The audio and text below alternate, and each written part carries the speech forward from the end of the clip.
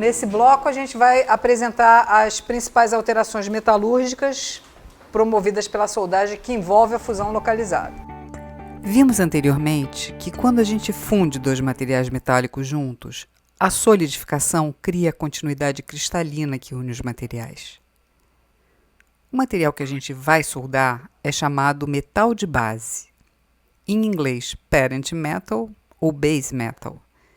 E dependendo da finalidade da soldagem, se de união, restauração ou revestimento, a gente pode introduzir outro material, no caso um metal de adição, em inglês flare metal, para formar a poça de fusão líquida que mistura os diferentes materiais e depois que se solidifica se chama metal de solda, em inglês weld metal. Vimos também que o quanto um material é afetado depende basicamente do que é o material, suas propriedades, e de como ele é soldado, basicamente da energia que a gente vai impor para que haja fusão. Como a fusão é localizada, é necessário aquecer o material rapidamente em uma magnitude tal que permita a fusão, o que depende não somente do calor imposto, mas também do calor dissipado. Bom, já deu para perceber que os dois lados dessa equação não são tão simplesmente definidos, pois, pelo lado do material, será necessário conhecer para cada material diferente como a sua propriedade foi obtida, se foi temperado, se tem refino de grão, se está encruado e em qual faixa de temperaturas essa propriedade pode ser destruída. E, por outro lado, pelo lado da energia, precisará conhecer as geometrias a serem soldadas, que favorecem a dissipação, aportes de calor impostos, e se o material pode ser soldado frio ou se precisa estar pré-aquecido.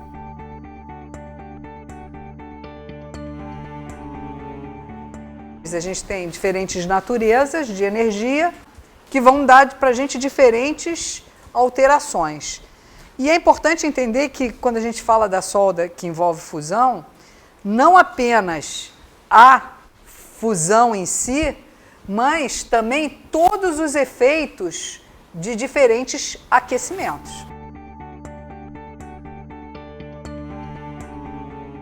Eu tenho o pré-aquecimento, eu tenho a temperatura interpasse, eu tenho o pós-aquecimento e eu tenho um tratamento térmico, que no caso é um tratamento térmico para alívio de tensões.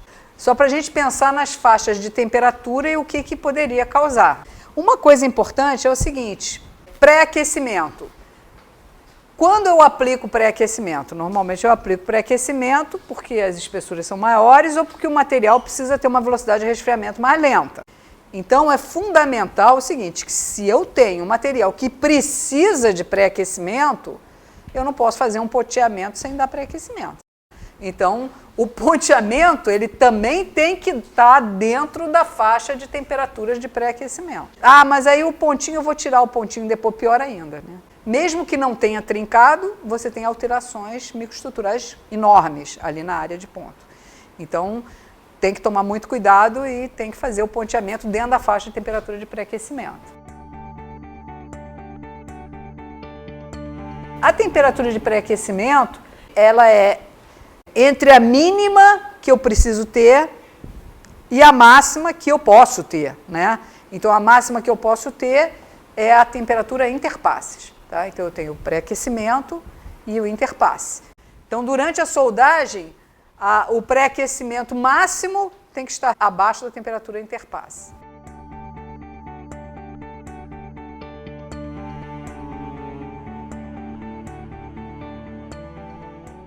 Eu tenho o pós-aquecimento. O pós-aquecimento é bem característico de aços de alta resistência que podem sofrer com o hidrogênio. É interessante eu desidrogenar o material. Aí eu faço um pós-aquecimento, que é uma temperatura um pouquinho mais alta.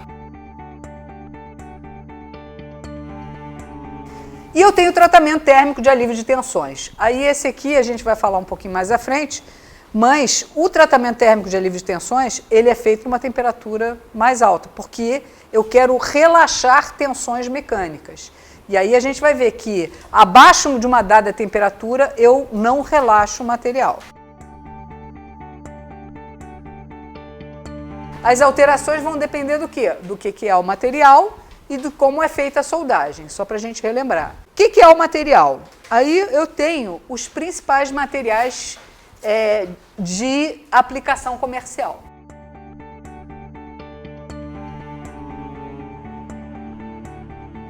Então eu tenho lá os ferros fundidos, que esse aí eu nem falo muito, porque ferro fundido só em reparo, né? E eu posso dizer, é bem difícil reparar. Eu tenho aços ao carbono, aços baixa liga, média liga, alta liga. E eu tenho as ligas não ferrosas, tá? Então, cada tipo de material, é como eu falei para vocês, por que eu não vou usar um aço carbono? Se eu não vou usar um aço carbono é porque eu preciso de alguma coisa a mais. E essa alguma coisa a mais, que é uma propriedade, ela vai ter que ser obtida de alguma forma. Eu posso obter através de um processo apenas, mas, por exemplo, se eu quero aumentar a resistência mecânica e eu vou dar um tratamento térmico, eu vou perder o meu dinheiro se eu der um tratamento térmico no aço carbono comum, porque a resposta dele ao tratamento térmico pode não ser adequada. Então, se eu vou fazer um tratamento térmico, eu já vou botar elementos de liga que favoreçam o tratamento térmico, né? Se eu vou fazer, se eu quero obter através de um tratamento termomecânico, aí então isso é mais difícil ainda. Só quem faz isso são as siderúrgicas. Aí ele vai colocar o quê? Vai colocar elementos microligantes para obter o refino de grão que ele precisa durante o processamento siderúrgico. Com certeza, aqueles elementos e aquele processamento vão ser determinantes na hora que você vai soldar, tá? Porque você pode ter 60, 70, 80 ks de tensão limite de escoamento, tanto por um tratamento térmico como por um tratamento termomecânico. Só que cada um vai ter um efeito diferente. Por exemplo, quando você tem o tratamento termomecânico, normalmente o seu carbono equivalente é muito mais baixo, porque você não precisou da temperabilidade do material para atingir a resistência. Quando você tem um tratamento térmico, aí você já precisa daqueles elementos de liga e carbono para atingir a resistência. Então, da mesma forma, ele precisa, para atingir a resistência, ele vai agir na solda, temperando. Ele não precisa, ele vai agir na solda, degradando. Então, você vai ter que cuidar de uma forma ou de outra, só que você vai cuidar de formas diferentes, dependendo de como você obteve aquele material, tá? E aí, cada uma das composições químicas diferentes, eu faço porque eu quero uma característica diferente. E aí eu tenho que tratar de uma forma diferente, tá? Quanto mais tem requisito, mais perde. Quanto mais energia eu colocar, mais degrada. Eu coloquei aqui só um exemplo, um cabo de aço. Os cabos de aço, eles são de estrutura perlítica encruada. Esse material aqui, ele tem uma tensão limite de escoamento de 1087, tensão limite de resistência 1300 megapascal, tá? Alongamento baixo. Por que o alongamento é baixo? Porque esse material está encruado. Então, se a gente lembra, quando o material está encruado, na verdade, eu já ultrapassei o limite de escoamento dele e ele começou a encruar. Então, ele obtém a resistência dele através do encruamento. Quando ele obtém a resistência através do encruamento, e agora? Se ele for aquecido, o que vai acontecer com ele? Então, esse é um material de estrutura basicamente perlítica, predominantemente perlítica. Então, ele não teve o tratamento, ele não é martensítico, ele tem resistência mecânica alta, mas ele é perlítico, com um pouquinho de ferrita, e ele teve um encruamento. Aí, o que acontece? Vamos ver o que acontece quando você pega um material encruado e aquece aquele material, tá? Então, eu tenho aqui, ó, limite de escoamento contra temperaturas. Então, mostra limite de escoamento e dutilidade, alongamento. Aí a gente vê que um material que, nesse caso aqui, está com 900 megapascal e está encruado. Aí ele vai ser aquecido, quando ele chega perto de 500 graus, o que acontece com o material? Ele começa a ter uma recuperação e ele vai ter inicialmente uma recuperação e depois uma recristalização. Observa, Se o material ele for atingindo uma temperatura de 600, 650 aqui, o que vai acontecer? A resistência mecânica dele, que era de 900 megapascal, ela passa a 300.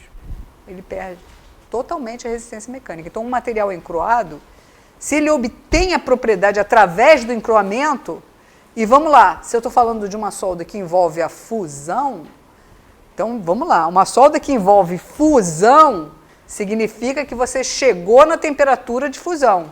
Um aço funde a 1400 e tantos graus. Então, em algum ponto, eu passei por 1.300, 1.200, 1.100, 1.000. Né?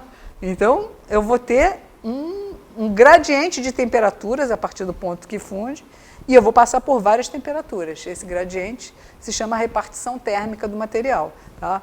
E tudo que ultrapassar temperaturas 500 graus, com certeza eu vou perder a resistência mecânica do material.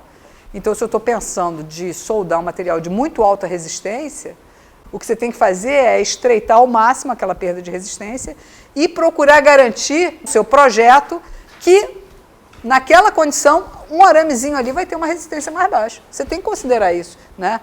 E não adianta que você não vai conseguir qualificar um procedimento sem perder a resistência. Você tem que garantir o quanto você vai perder de resistência e você tem que, no seu projeto, garantir que se eu tenho 24 arames, eu só vou estar soldado um arame nessa posição, um arame na outra posição, outro arame na outra posição, outro.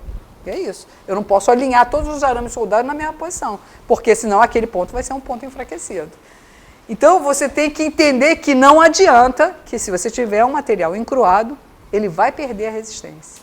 E aí está mostrando aqui, né? Quer dizer, essa solda de arame, ela é uma solda que aquece, e aqui está mostrando uma macrografia. Aí você vê o arame aqui é a região de solda e aqui é a região afetada pelo calor. E quando você faz um teste, você vê onde vai romper. Vai romper onde está macio, não tem jeito, né? Ele vai romper onde está macio, com uma resistência mais baixa do que um arame. E não adianta você querer que ele tenha a mesma resistência, porque a forma como ele obteve a resistência não resiste ao aquecimento. De que forma eu obtenho a resistência? Se eu obtenho a resistência dessa forma, qual é o limite que eu posso chegar? Eu consigo chegar nesse limite, eu tenho uma perda de 20% na resistência. Então agora eu vou para o projeto e olha, a gente vai ter 20% de resistência menos aqui, o que tem que ser feito? Né? Então, é isso. Você tem que conhecer qual é o seu limite e procurar, de formas alternativas, superar aquilo. Quais são os mecanismos chamados de endurecimento? É interessante porque pensa um mecanismo de endurecer. Mas o que você quer não é mudar a dureza. O que você quer é aumentar a tensão limite de escoamento. Tensão limite de escoamento tem a ver com o deslizamento dos planos e o que eu faço para endurecer é colocar alguma coisa que atrapalhe a movimentação das discordâncias na hora que eu colocar tensão.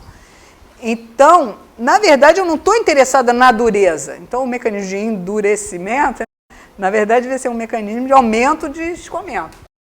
Mas, até porque a dureza não tem a ver com a tensão limite de escoamento. Às vezes, a pessoa mede a dureza e pensa na tensão limite de escoamento. Não tem a ver. A dureza tem a ver com a tensão limite de resistência, não tem a ver com a tensão limite de escoamento. A tensão limite de escoamento, ela pode estar a 30% da tensão limite de resistência, ela pode estar a 60%, ela pode estar a 90%, ela pode estar a 99%. Você sabe a dureza, você sabe a tensão limite de resistência. Para você saber a tensão limite de escoamento, você tem que saber qual é a microestrutura. Porque é pela microestrutura que você vai saber o quanto você está escoando em relação à ruptura do material. Tá? Então, existem vários mecanismos de endurecimento e os principais mecanismos de endurecimento que eu tenho são esses. O encruamento, endurecimento por solução sólida, formação de segundas fases, endurecimento por precipitação. Esses mecanismos aqui valem para qualquer material, qualquer liga metálica. Tá? Eu tenho também, especificamente no caso dos aços, refino de grão e formação martensítica. Eu também posso ter refino de grão para o resto dos materiais, mas o efeito do refino de grão eu tenho principalmente nos aços. Tá? E aí, aqui, quando eu formo martensita, o material fica mais resistente, quando eu refino grão fica mais resistente. Tá? Então, esses são basicamente os mecanismos que eu tenho para endurecer. Tem aqui uma figurinha do aço carbono só para demonstrar aí o que seria metalurgicamente a estrutura do material. Aqui tem os grãos, a estrutura cristalina. E a gente vê o que seria um endurecimento por solução sólida, é quando você tem átomos no meio da estrutura do material. O que é um endurecimento por precipitação? Normalmente o endurecimento por precipitação acontece quando os precipitados estão no meio do grão e eles são de tamanho pequenininho. Quando você cresce um pouco o precipitado, ele deixa de ser um precipitado que vai te dar resistência. Você tem o tamanho de uma inclusão junto com os materiais. Esse aqui para um material conformado. Tá? Encruamento e, por exemplo, precipitação em contorno de grão é horrível, não te dá resistência nenhuma e não te contribui para nada. Então, isso aqui não considera. Né? A quantidade de perlita, na verdade, isso aqui é para uma estrutura ferrítica, né? Então você não teria a perlita mostrando aqui, mas a quantidade de perlita ela influencia na resistência e a martensita também é utilizada em resistência. E aí eu vou justamente procurar, né, como eu vi lá, o encruamento, como eu perco, né? Recristalizando, recuperando o material, né? Solução sólida, eu não perco. Segundas fases, posso perder dependendo da formação das segundas fases. Precipitação, eu tenho uma temperatura onde eu formo precipitados no material. E esses precipitados podem ser endurecedores ou não. Se eles forem precipitados endurecedores, eles estão ligados com aquela temperatura de envelhecimento. Se eu aumentar acima daquela temperatura de precipitação, vai cair a resistência. Tá? Então, seria o caso de eu ter uma espécie de um super envelhecimento. Os precipitados crescem de tamanho, diminui a resistência. Martensita. A martensita, ela se forma quando eu elevo a temperatura nos aços, acima da temperatura de ostentização e resfrio. Né? Aí essa martensita, na solda, sempre que eu formar, eu preciso relaxar essa martensita. Eu não posso ter um material martensítico não revenido, que tem alguns aços que realmente vão formar uma martensita e eles não recebem alívio depois, é quando a martensita ela é autorrevenida. São alguns elementos de liga que você tem no material, baixíssimo carbono, então ele forma uma martensita de baixo carbono e que no próprio resfriamento já se revine. Mas no mais, sempre que eu formo martensita, eu tenho que revenir. E aí você vai revenir junto com o alívio. Né? Então o alívio ele também promove o revenido e é isso que eu vou ter que controlar mais lá na frente. Por quê? Porque se eu tenho uma martensita de uma determinada dureza, se eu colocar uma temperatura maior do que a temperatura de revenimento, no alívio de tensões, o que vai acontecer? Eu vou super revenir o material, vou perder a resistência. Se eu fizer isso repetidamente, né, várias vezes, eu vou, ao longo do tempo, baixar a resistência mecânica do material. Por isso é que você tem que controlar o número de alívios que você dá para materiais que sofrem isso. Tem materiais que não sofrem. Os que sofrem são os temperados e revenidos. Materiais temperados e revenidos, você faz o quê? Você alivia próximo da temperatura de revenimento. O problema é que você, às vezes, recebe matérias-primas diferentes, com diferentes temperaturas de revenimento. E aí, o que acontece? Você tem que ter um procedimento de soldagem que vai servir para todo mundo. Então, você acaba tendo, para alguns, a temperatura de revenimento é mais baixa do que o alívio, outros é um pouquinho mais alta. Então, o material ele pode resistir mais ou menos, dependendo do que ele é. Se eu tenho um material que eu estou tratando termicamente numa temperatura alta, aí eu tenho que tomar cuidado, porque fiz um alívio, fiz 2 alívios, fiz 3 alívios. Aí é que a martensita vai ficando mais revenida, mais revenida, mais revenida. Daqui a pouco perdi a resistência mecânica do material. Cada passe de solda que você dá tem vários isotermas, diferentes temperaturas. E aí o que acontece? Você vai ter regiões que vão fazer o material transformar, austenitizar e resfriar, vai formar uma estrutura martensítica. E você vai ter também as isotermas de mais baixa temperatura, que vão praticamente revenir o material.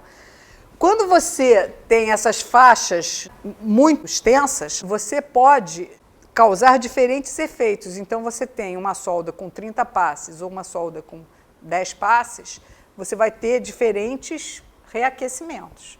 E aí você tem que avaliar o que acontece no reaquecimento. Você tem, dependendo do elemento de liga, você baixa a temperatura de austenização ou aumenta a temperatura de austenização. Tanto que os cromolibdênio, você tem uma temperatura de austenização mais alta.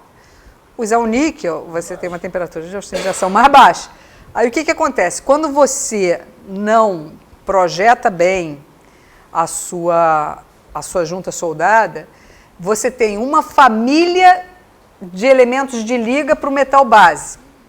E aí, na hora que você vai escolher o consumível, você escolhe pela resistência e não pela família. Se você colocar ao níquel, por exemplo, que é o C, aí você não pode aliviar na faixa de temperatura do metal de base, porque na solda a temperatura de austenização vai ser mais baixa, entendeu? Por isso que, assim, na verdade é um projeto mal feito, um projeto pensando apenas na resistência mecânica pelas normas. E você tem que pensar no que é o seu material base e o que está dando a resistência dele. Se ele é uma família cromolibdênio, o seu consumível tem que ser cromolibdênio. Porque se você botar um carbono manganês ou um molibdênio manganês, que seriam esses mais comuns, né, aí você faz o seguinte, você dá o alívio para o metal base e a solda cai, né, a resistência. E aí, se você estiver usando isso lá, por exemplo, aí você fez uma solda e aí deu um alívio, aí fez um reparo, deu 2 alívios, fez outro reparo, deu 3 alívios, o metal base não cai a resistência, porque ele é cromolibdênio, mas o manganês vai cair. Ele vai cair a cada vez. Você tem que conhecer muito bem essa combinação entre família de elementos de liga do metal base e família de elementos de liga da solda. E aqui no último, então, é o refino de grão, né? O refino de grão, se você obteve um refino de grão extremo, como é o caso dos materiais com processamento termomecânico, aí você soldou se você não controlou o aporte e ele recristalizou e cresceu muito grão, vai perder a resistência. E o que é pior, pode perder a resistência no alívio. Então, alguns materiais desses você nem pode aliviar, porque se você aliviar, você vai perder a resistência localizadamente. Então, por exemplo, é muito comum você vai soldar um flange temperado e revenido num tubo tratamento termomecânico, você tem que amanteigar o flange temperado e revenido com consumível de mais baixa resistência, dar o alívio de tensões no flange, aí vir soldar sem alívio de tensões, solda com tubo. Porque se você soldar flange com tubo, o flange precisa do alívio e o tubo não pode sofrer o alívio. Então você vê que você tem que ter essa combinação, né? Você tem que saber qual que pode ou não pode. No caso, o revestimento que você faz de amanteigamento, ele sofre um alívio quando ele vai junto com o flange para o forno. Depois, quando ele solda no outro, ele não sofre alívio. Então, ele é tranquilo, ele não perde muita resistência e, ao mesmo tempo, ele não se fragiliza na hora que você soldar.